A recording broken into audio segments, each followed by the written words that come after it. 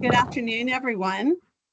Welcome to today's webinar, and thank you for joining us. My name is Jerry Berry, and I'm a research associate at the UT Health Houston School of Public Health in Austin and the Michael and Susan Dell Center for Healthy Living. Next slide. Today's webinar is the second in a three-part series where we will explore nutrition considerations for cardiometabolic health and share tips for how to bring this information into practice with strategies and tools for patient care.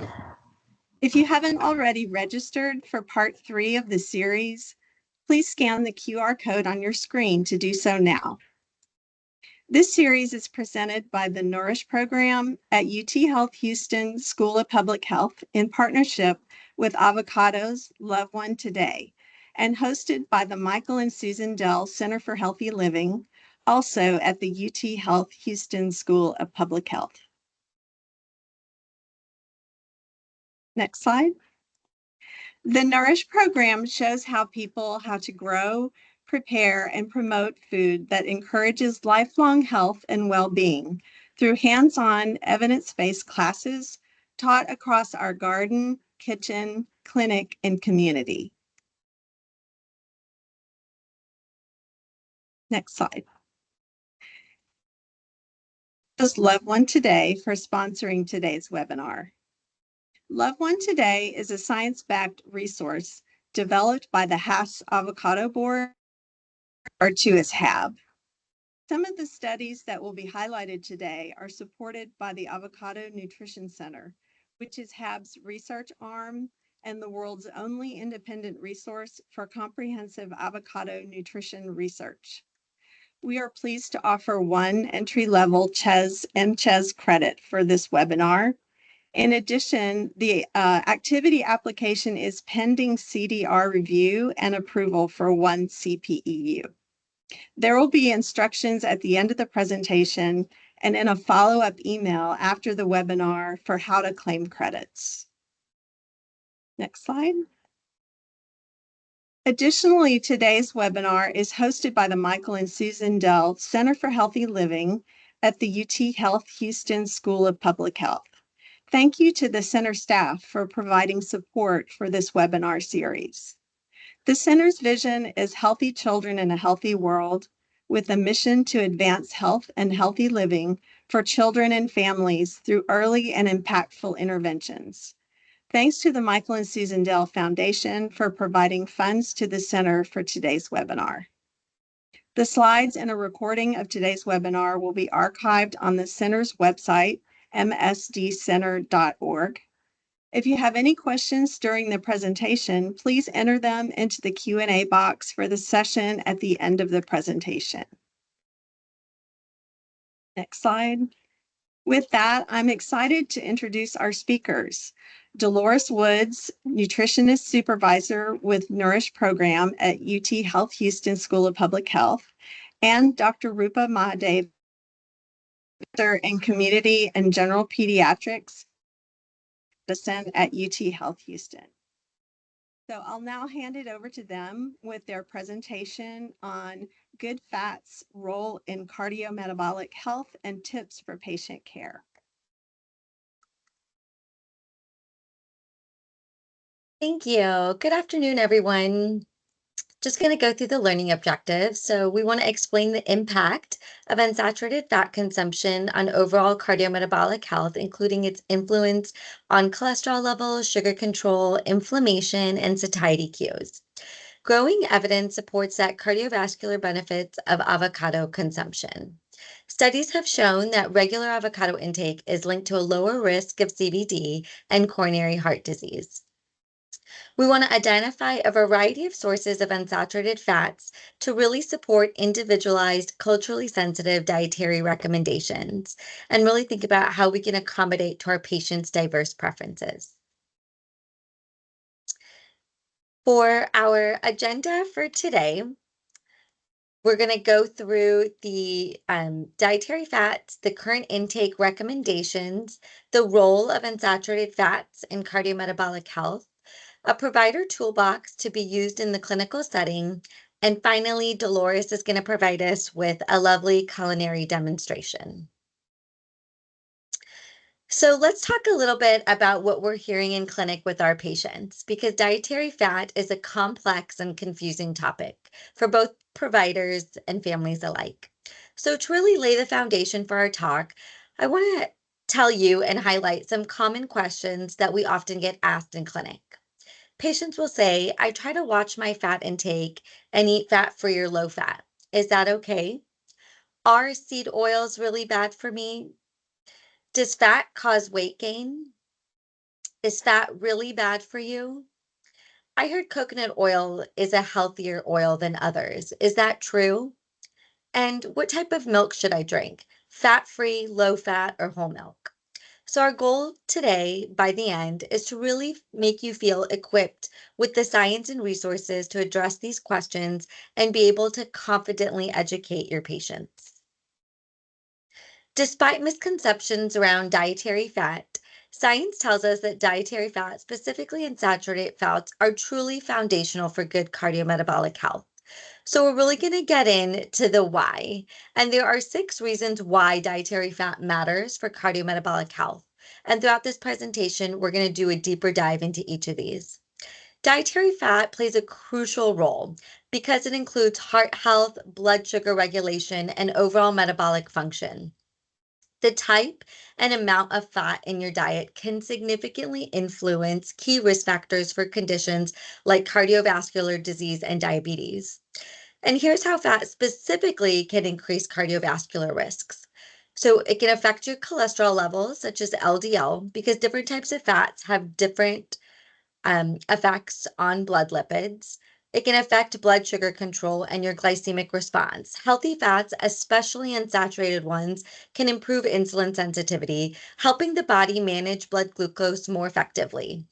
This is important for reducing the risk of type 2 diabetes and supporting overall glycemic control in those who already have it. And then we have to think about chronic low-grade inflammation, which is also affected by dietary fat. And just to give a little background, this is different from acute inflammation. So acute inflammation we know is a good thing because it helps drive the immune response when we have a cut and need healing. However, chronic low-grade inflammation is when we get into trouble, because this is a contributor to cardiometabolic diseases. And when we think about nutrient absorption, dietary fats truly play an essential role in the absorption of fat-soluble vitamins, such as A, D, E, and K, which play a role in not only immune function, but bone health. And then finally, we need to think about weight management and satiety cues. Fat is energy dense, but it can also contribute to feelings of fullness. And so when included mindfully in meals, healthy fat can regulate our appetite and then can be a key factor in preventing heart disease. So we'll go ahead and dive in. So I want to provide a brief overview of the types of dietary fat so you can have a little bit more of a macroscopic view for those of you who'd like to know more. So saturated fats are found primarily in animal-based foods. And when you think about dietary fats, you're really thinking about saturated, trans, and unsaturated fats. And saturated fats are mostly found meat, dairy, tropical oils like coconut and palm oils. And high consumption of these fats can increase the risk of cardiovascular disease, and you might see higher levels of LDL as well. Trans fats, however, occur naturally in some animal foods, but otherwise, primarily, we see them in partially hydrogenated oils and processed foods. These are a little bit less relevant today since in 2018, partially hydrogenated oils were banned from the US food supply since research linked trans fats to overall increase in heart disease and stroke because we saw that it raised LDL cholesterol levels and lowered HDL levels. So the American Heart Association really advises to eliminate trans fats from the diet. And then we look at unsaturated fats, and these are referred to the good fats because they are beneficial to our overall health. And there are specifically 2 unsaturated fats, monounsaturated and polyunsaturated. And when we think about monounsaturated fats, these are liquid at room temperature and are found in foods like olive oil, avocados, and nuts. Omega 9s are actually a monounsaturated fat. And they're considered beneficial for heart health as they can help reduce LDL cholesterol levels without lowering HDL. And you've probably heard of omega 3s and 6s, which is where you're seeing your polyunsaturated fats. And these are found in fish, flax seeds, walnuts, vegetable oils. And omega 3 fatty acids in particular have anti inflammatory effects and are associated with reduced risk of cardiovascular disease. And they're really considered essential because the body cannot synthesize them. So we're always trying to figure out the right balance between omega 3s and 6s for our overall well being.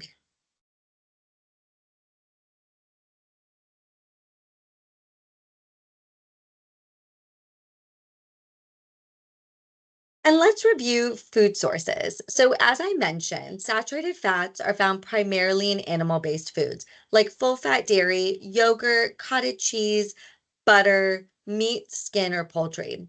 And tropical oils tend to be coconut and palm oils. Although the FDA banned artificial trans fats in 2018, some processed foods may still contain a tiny amount of trans fat. So it's always important to check food labels and packages for especially baked goods and snacks, because trans fats have to be less than 0.5 grams per serving to meet these regulations. And when we think about unsaturated fats, these are mostly found in plant-based foods, such as certain types of seafood, nuts, seeds, and cooking oils. Avocados have mostly monounsaturated fats, which, as I mentioned before, is also a good source of omega 3s and 9s. So, avocado is 5 grams per 1/3 of a medium avocado. We know that that is what how much fat is per serving. So walnuts have mostly polyunsaturated fats, but both types of mono and polyunsaturated fats are beneficial. So that's why we always say that variety is key. And when patients ask, so how much do you need to consume?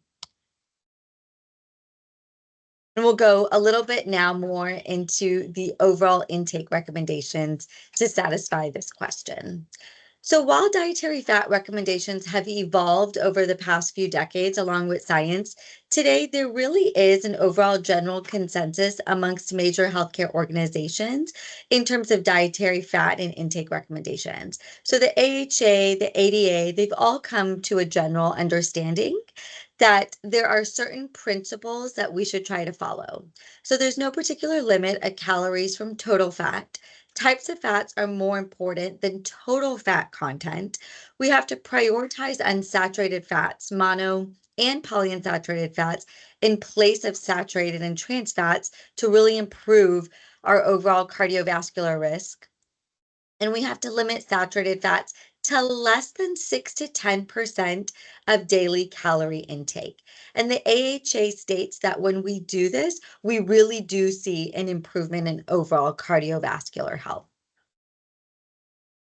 It takes many studies from many sources over time to really ground us in enough evidence to make recommendations and sound dietary choices. So, I really want to highlight some landmark studies over the next couple slides that support our current recommendation to consume unsaturated fat in place of saturated fat and limiting uh, um, trans fats. So when we think about the landmark study, PreDiMed really put this on the board, and it showed that individuals with high cardiovascular risk, their incidence of major cardiovascular events was lower amongst those that were assigned to a Mediterranean diet supplemented with extra virgin olive oil or nuts than those assigned to a reduced fat diet. And this was a randomized control trial. So the intervention showed that over 7,400 participants, their diet supplemented with extra virgin olive oil and nuts, which is a source of unsaturated fat, versus a low-fat diet resulted in lower major cardiovascular events in an otherwise at-risk population. So the recommendations for the oil group were 4 tablespoons per day, and for the nuts group, it was 1/4 a cup serving per day. The control group was on a low-fat diet, and the fat intake was 30% or less of total daily calories. No total calorie restriction was advised, nor was physical activity promoted.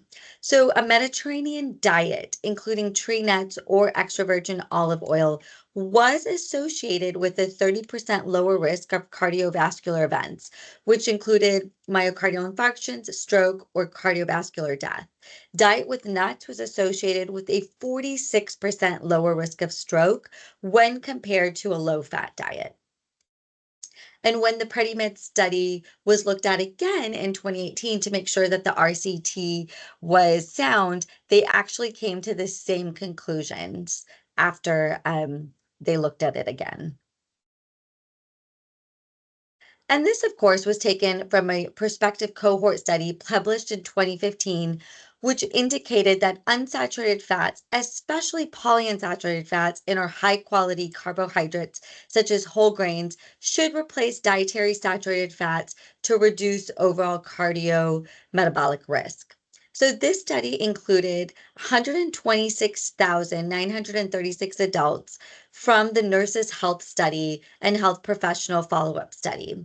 During the 24 to 30-year follow up, researchers documented over 7,600 incident cases of cardiovascular major events.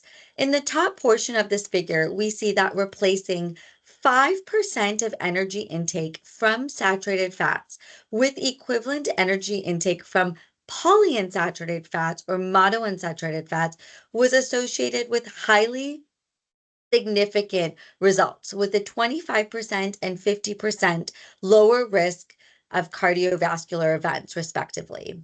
So, more simply put, 20 to 30% of total daily calories should be coming from fat, and saturated fat should be limited to 10% of those.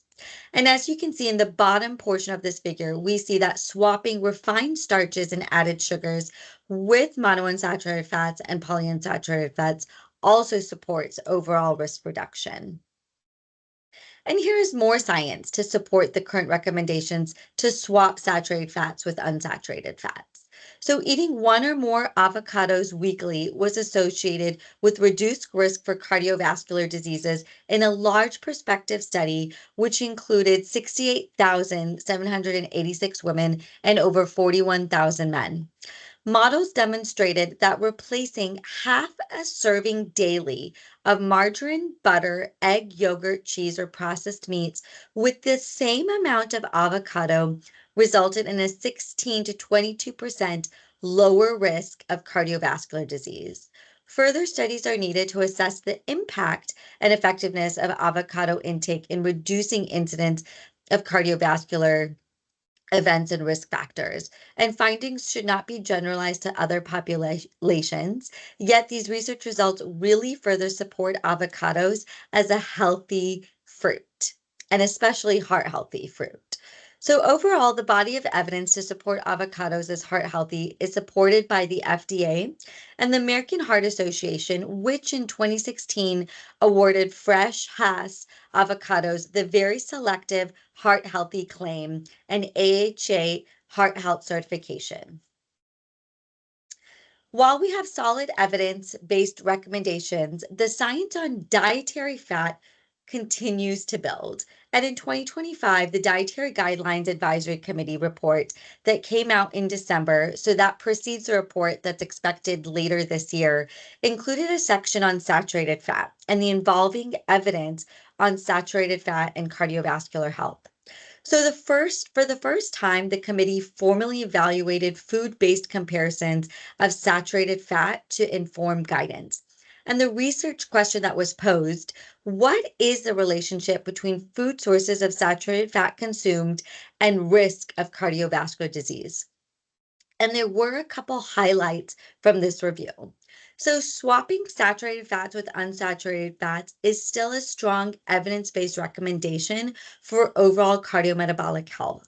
Substituting higher fat dairy with lower fat dairy, so higher saturated fat to lower saturated fat, was not associated with a difference in cardiovascular disease based on limited evidence. So, recent advancements in science have led to more openness of full fat dairy.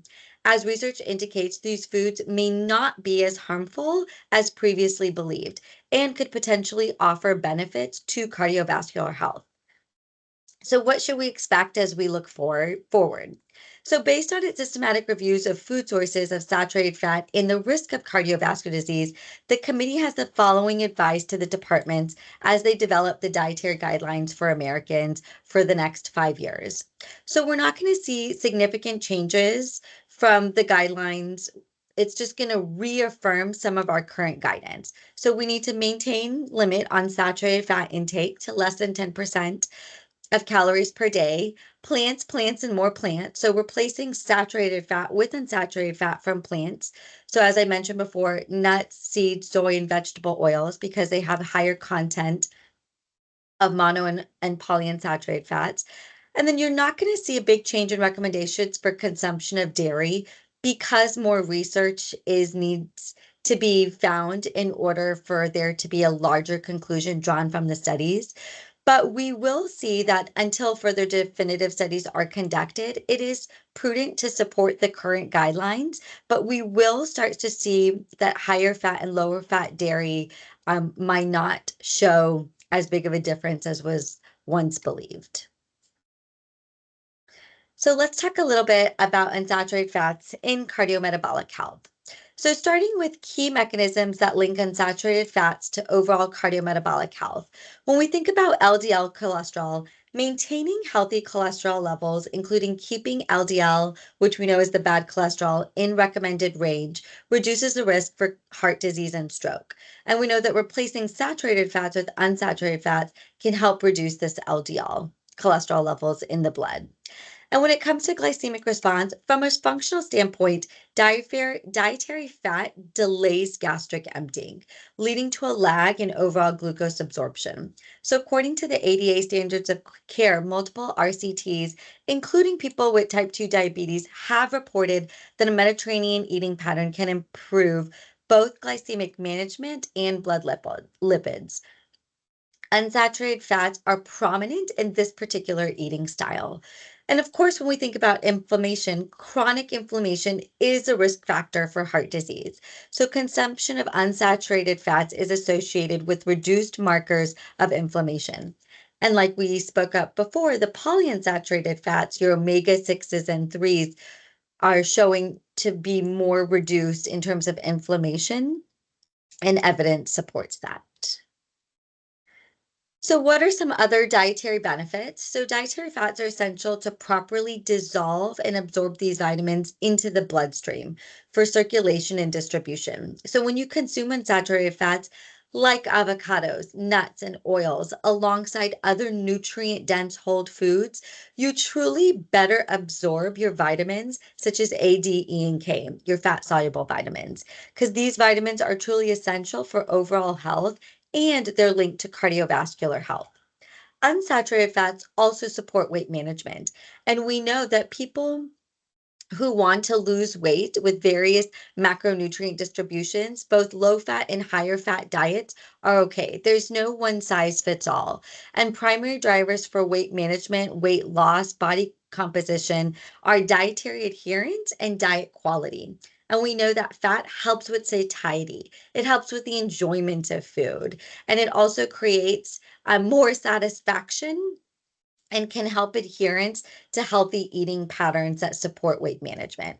I know in my clinic, I've had a couple patients mention that when they increased their unsaturated fat in their diet, their sugar cravings decreased. So we kind of see a role here in how unsaturated fats can promote healthier eating. So fat not only stimulates satiety hormones, but unsaturated fats contribute to overall diet quality, and there's favorable evidence for the Mediterranean diet and its impact on the body. So let's get a little bit into the toolbox for providers, because this really can help translate into how we practice. So when we get into the how, starting with what we mean by a food first approach to patient care. And this goes back to what we mentioned in webinar 1. So whole nutrient dense food. So this is evidence-based eating patterns like the Mediterranean diet, like the DASH diet, which emphasize whole plant foods, not forgetting or vilifying accessible options like frozen, canned, or non-organic, really just meeting patients where they are. And of course, personalized nutrition. So using inclusive language, recommending food examples that resonate with flavor and cultural preferences, because diets aren't sustainable unless they're personalized to that individual, to their family. And then we have to think about sustainability, emphasizes or starting with what foods to add versus what to take away. So if we fill the plate with good stuff, the less good stuff naturally gets pushed away. So now that we've talked through the intake recommendations, science, and the role of unsaturated cardiometabolic health, let's revisit some of the key questions that we get asked in clinic and think about how we can respond to them with the knowledge that we now have. So when we think about low-fat diets, when patients ask, are low-fat diets the best? We can respond with unsaturated fats are an important part of healthy eating patterns, and we know it can support weight management and cardiovascular health. And when we think about omega 3s, are they the best type of fat? So, variety again is key. We really have to constantly be thinking about how do we balance our omega 3, 6s, and 9s. And we know that 3s and 9s tend to have more effect in overall well being, things like avocados, extra virgin olive oil, but really talking to patients about variety, eating from the rainbow is what's most important. And is coconut oil better than olive oil? So, coconut oil contains mostly saturated fat, where olive oil contains mostly unsaturated fat. So, going back to the PreDimed study, we can talk to patients about how eating higher amounts of olive oil and nuts is going to be better for their health, and that coconut oil, because it has saturated fat in it, we need to think about reducing that in our diet because you're at higher risk of heart disease.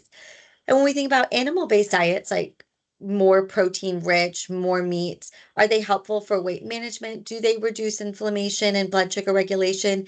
And we can say, there is some data to support moving towards more unsaturated fats, plant-based diets, but these particular diets are under-researched and conflict with what we know to be a heart-healthy diet.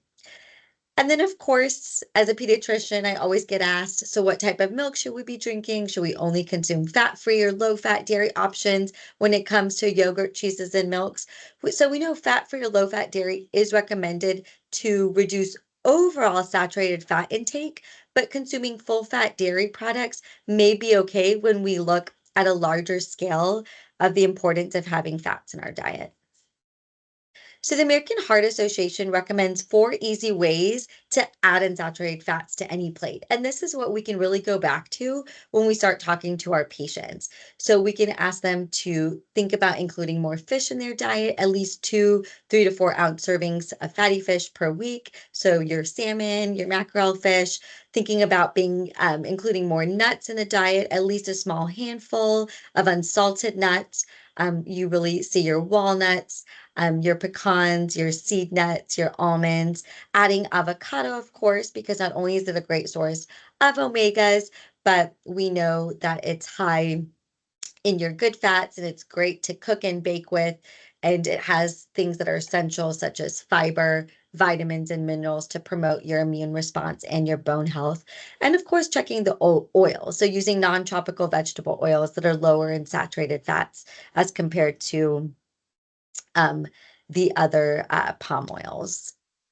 And then, like we mentioned last time, when we think about motivational interviewing, we really need to think about SMART goals and ORs as a framework for our patients, because these are really 2 methods that are well studied that can help our patients come up with reasonable and achievable goals. So, when we think about specific examples in clinic, think about client centered approaches to encourage change and think about how we can get to the why of why they want to change. So, when we think about specific and measurable, instead of saying, okay, just eat more healthy fats, your body needs it. Try something a little bit more specific. Let's add half an avocado to my breakfast every morning. Let's throw it into your smoothie. Let's put it on your avocado toast. Instead of just saying, hey, why don't you switch to more healthy oils? We can say something more specific. Why don't you use olive oil instead of butter for cooking your dinner most nights? Instead of saying just eat more nuts in your diet, be specific. Say walnuts. If walnuts are your favorite, start having a handful of walnuts, perhaps a fourth of a cup or 1 ounce for an afternoon snack every day. And of course, making them achievable. We know that it's hard to go from 0 to 60 overnight. So we know that starting small, don't try to overhaul your diet, but just make sustainable changes, 1 to 2 changes a day. Make swaps where you can, which we'll talk more about in the next slides. Of course, opt for foods that are easy to incorporate into your daily routine, things that you're eating anyway. And have always focused on whole foods and prioritize the rainbow in your diet when it comes to vegetables, fruits, nuts, seeds, and avocados. And make sure you're always staying relevant. We spoke in webinar 1 about meeting your patients where they are. Thinking about cultural sensitivity, choosing foods that align with their preferences because they're more likely to stick with them. And considering your dietary needs helps as well. If you have a patient that's diabetic or has a history of a stroke, being able to go through the different dietary guidelines with them can be really helpful for them to also focus on long-term benefits. So why do you want to make these changes? What is your long-term plan 5 to 10 years? It's not always about lifespan, but how can we encourage them having a healthier health span as well? And then when we think about time bound, set realistic deadlines, give them a time frame, make sure in clinic you say, okay, why don't you follow up in 6 weeks, 8 weeks, 12 weeks, and we can see how your changes have impacted your overall goal. And of course, 6 months taking blood work and seeing how it's affected their LDL and HDL can always be helpful for parents to actually create a change and celebrate it as well. And so when you just visually show your patients some swaps in their diet, you can show them, okay, instead of cooking in butter, let's move to oil. Instead of doing butter on toast, let's do mashed avocados. Excuse me.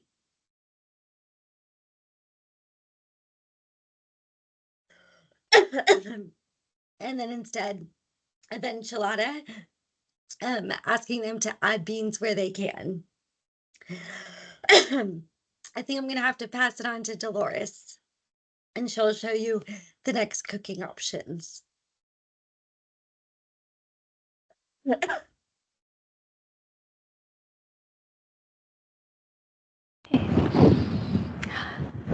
Hi, everyone. Thanks for all of that wonderful information, Rupa. So now we're going to put all of that into practice. This is such a great recipe. It's really easy. One of my favorite things when cooking is if I can put everything in a blender and make it quick. So that's exactly what we're going to do today. What we're making is kind of a twist on a fettuccine Alfredo. So this is going to be more of an avocado, an Alfredo type of sauce. It's going to be really delicious. It comes together really fast. So let's get started. Before anything, I do have some pasta boiling. So we brought some water to a boil, and I'm going to check that. And right as it's done, our sauce is going to be prepared.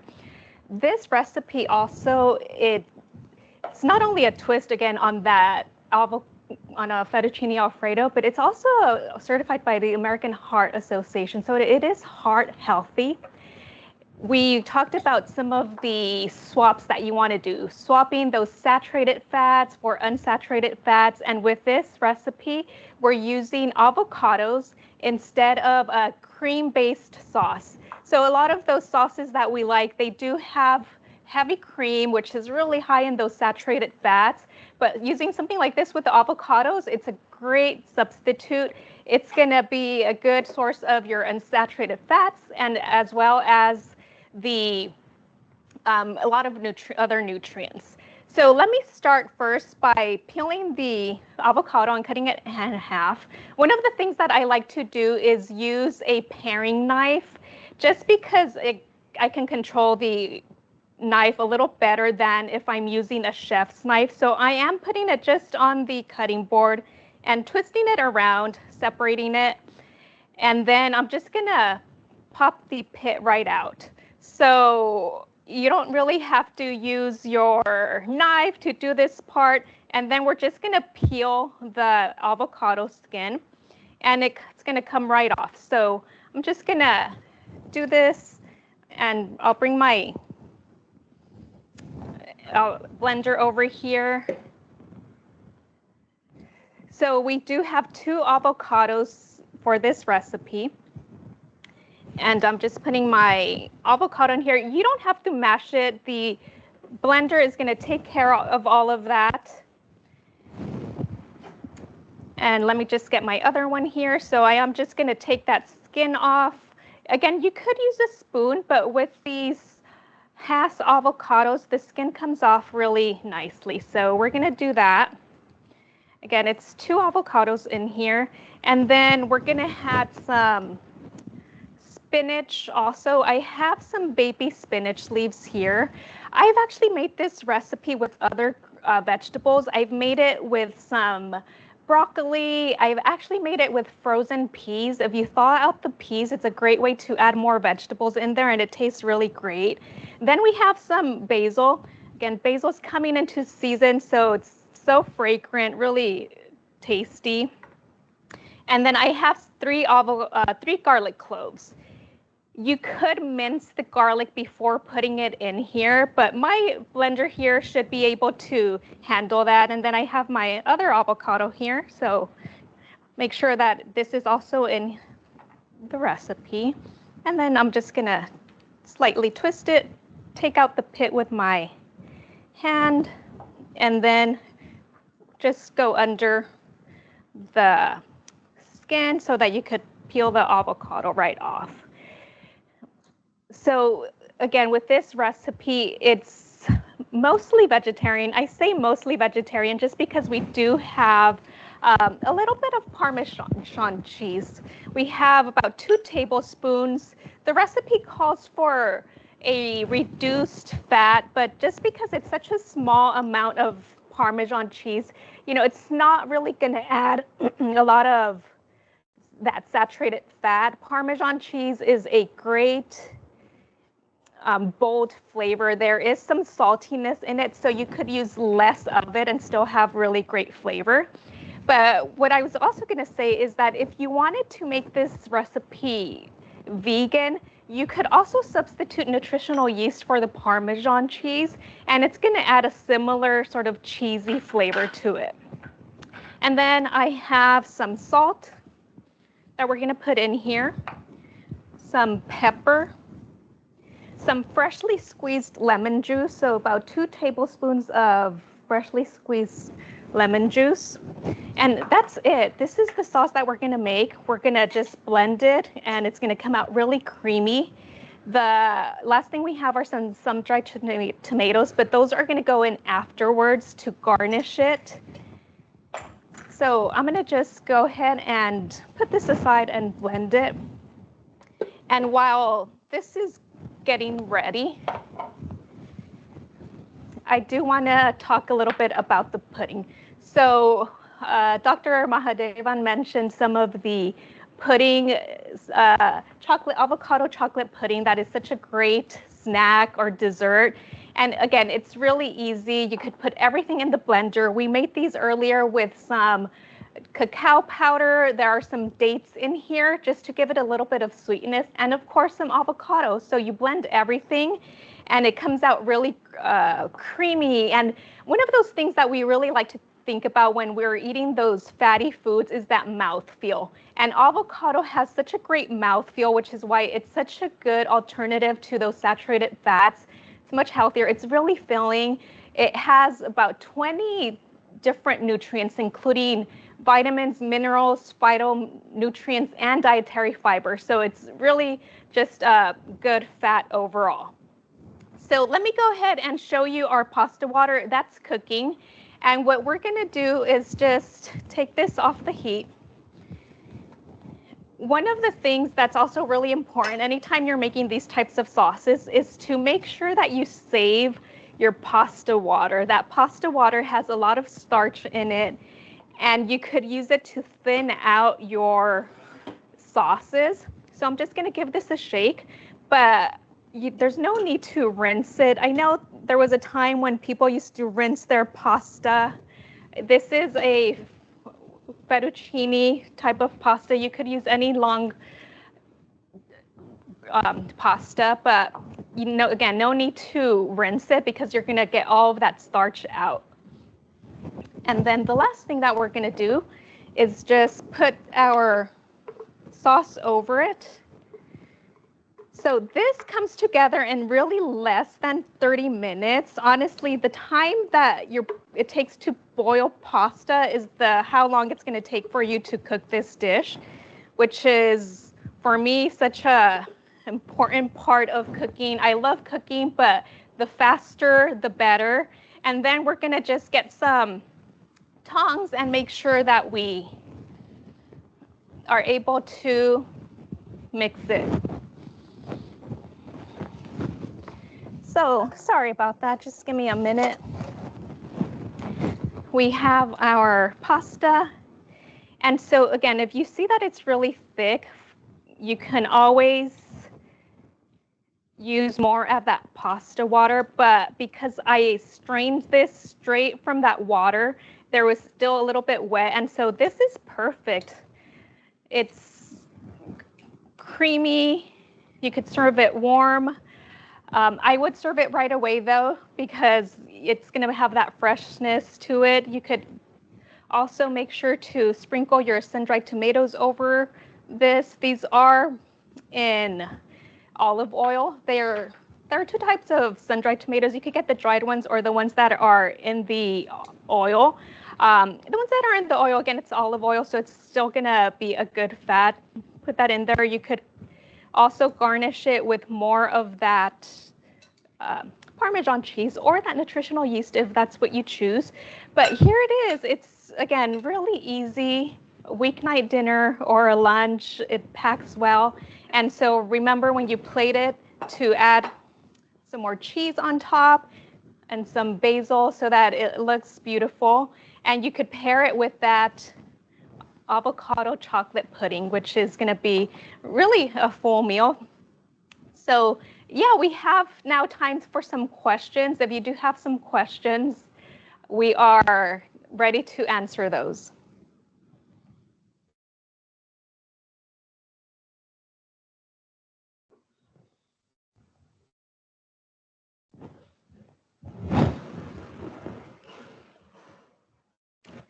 So yeah, Jerry, if you want to go ahead and unmute yourself and we could go over any questions. Okay, thank you so much. Forgot to unmute myself. Thank you, Dr. Mahadevan and Dolores, for that that delicious looking recipe and the great summary of dietary fats. So now we're going to answer questions from the audience.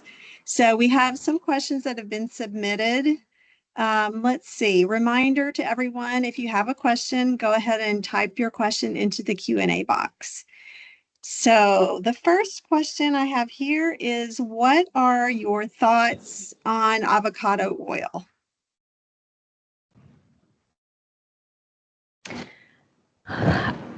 I think that avocado oil is a great option. I use it, and again, if you're looking for some of those good fats to cook with, avocado oil is great. Any vegetable oil is going to be a really good option. Okay. I would agree. I'll just piggyback. Avocado oil is a staple in our house. One thing that you have to look at it with oils is their smoke point, just depending on what you're cooking, if you're roasting, your broil, you're steaming. But it's always good to look at the oil to see what the highest smoke point is, because that's under that is where you're going to get your most nutritional benefits. Great, thanks. Okay, next question. What about coconut oil versus coconut milk? So there's many vegan recipes now that are using full fat coconut milk.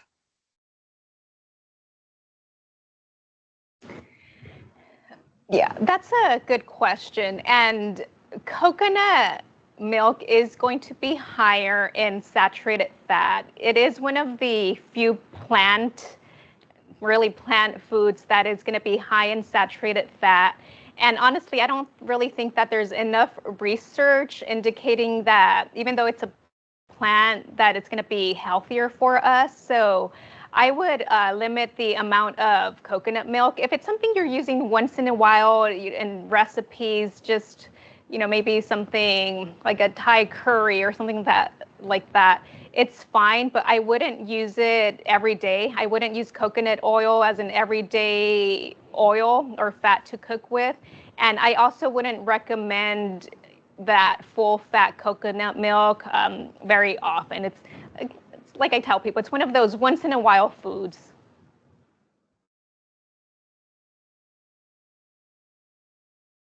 Okay, thank you, Dolores. Next question. One of your slides said that subbing higher fat for lower fat dairy is not associated with the difference in cardiovascular disease. Is this regardless of consumption of healthier fats?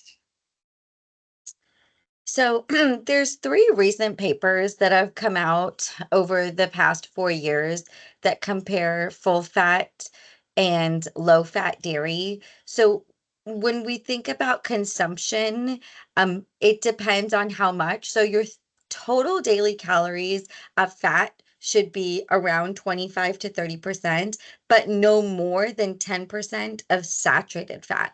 So it would really depend on if you're choosing a dairy, how much saturated fat is in each, and then looking at the properties of them. One of the slides when we mentioned, what is the verdict on dairy, the evidence is still pending, but there seems to be some benefit in full fat dairy also for bone health as well. And so I think, going back to everything in moderation, even moderation, how do we still consume dairy in a healthy way and just be mindful of our saturated fat intake and total intake. Okay, great. You mentioned bone health, and then that leads us into the next question, which is there evidence that avocados protect against bone loss, osteopenia, and osteoporosis? And also, this person wanted to have a copy of the slides. So one, we post our slides after the recording with the recording, so we're happy to share content. And the second part, so avocados, and I'll need to do a little bit more research to specifically look at the data as it relates to bone health. But when we think about bones and we think about vitamin D, phosphate, vitamin D, and all the different micronutrients that make up our bones, and then the different layers of nutrients that avocado has, I know it supports overall health. Whether it supports specifically bone health, I would have to dig into the research, which I'm happy to do. And I know our loved one today research team will be happy to do as well. Okay. Here's a question. This is a timely question. What are your thoughts on seed oils?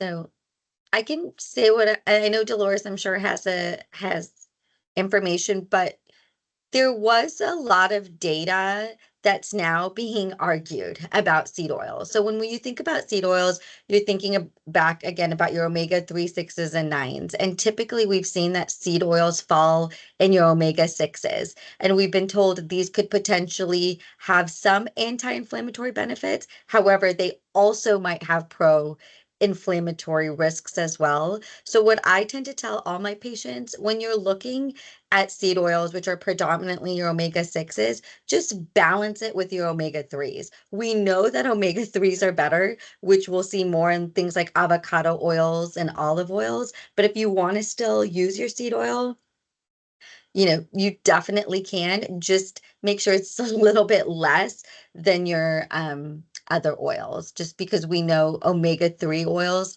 are just better overall, and that's what the evidence has shown. But we're no longer villainizing seed oils. They are making a comeback, and I was just looking at a paper actually before this talk saying that seed oils are not as bad as we used to think.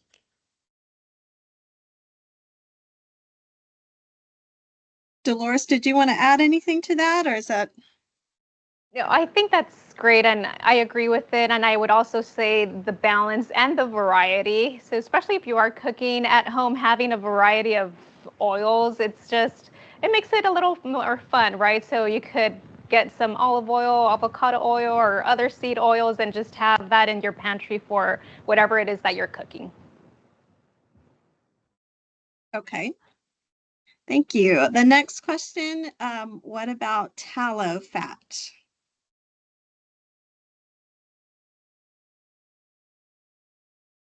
Dolores, do you have? So the tallow fat, again, it is going to be that saturated fat, and I think that that's another sort of trendy ingredient.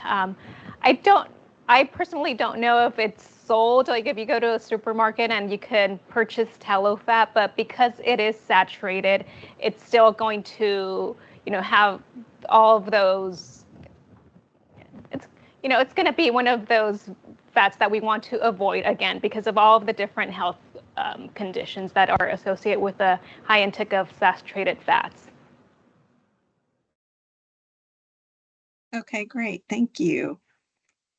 Some of these questions are very similar to others, so I'm trying to, for instance, this one, what are your thoughts about canola oil? It kind of goes in line with what you'd said about earlier about the seed oils.